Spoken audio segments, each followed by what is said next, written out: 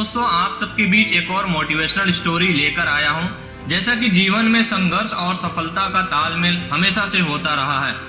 एक बार की बात है, एक बड़े शहर में एक युवा व्यक्ति राहुल आया था। वह छोटे से परिवार से था और उसका सपना था कि वह अपना खुद का कुछ व्यवसाय शुरू करेगा। उसकी माता पिता ने उसे हमेशा सच्ची मेहनत और ईमानदारी के मार्ग पर चलने की शिक्षा दी थी। राहुल ने कुछ वर्षों तक अलग अलग व्यवसायों में काम किया और अनुभव को जुटा लिया।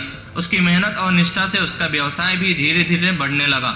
लेकिन जैसा कि जीवन में आमतौर पर आपने देखा ही होगा और ऐसा होता भी है, उसने भी समस्याओं का सामना किया। एक दिन उसका सब कुछ खो गया, उसका व्यवसाय, पैसे, संपत्ति, सब कुछ।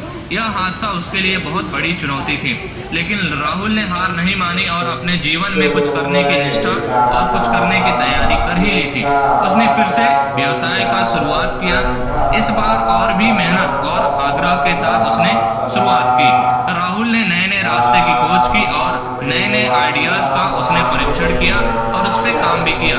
बिना हार माने उसने अपने सपनों की स्थिति की आगे बढ़ने की कोशिश करता रहा। धीरे धीरे उसकी मेहनत और निरंतरता ने उसे फिर से सफलता की ओर बढ़ने में मदद करने लगी। एक दिन उसका व्यवसाय फिर से उसके पूरे दुनिया में मान बन गया।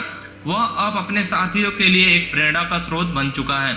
उसकी कड़ी मेहनत, आत्मविश्वास और संकल्प ने उसे उसके लक्ष्य तक पहुंचाया था। यह कहानी हमें ये शिक्षा देती है कि जीवन में अच्छे और बुरे समय आते ही हैं, लेकिन हमारी मेहनत, संघर्ष और हमारा संकल्प हमें उन समयों से गुजरने में काफी मदद करता है। क्योंकि अगर आप अपने संघर्ष को रोक देते हो तो आप जरूर मुश्किल में आ जाओगे, लेकिन अगर आपका संघर्ष निरंतर रहेगा तो आपको सफलता जरूर मिलने वाली है। हार न मानने वाले की भावना ही हमें आगे बढ़ने में हमेशा सहायता साबित करने में मदद कर सकती है। चाहे रास्ते में कितनी भी चुनौतियां क्यों ना आ जाए, चुनौतियों से नहीं, आप अपने मेहनत से जरूर वाकिफ होइए और सफलता की ओर अग्रसर रहिए।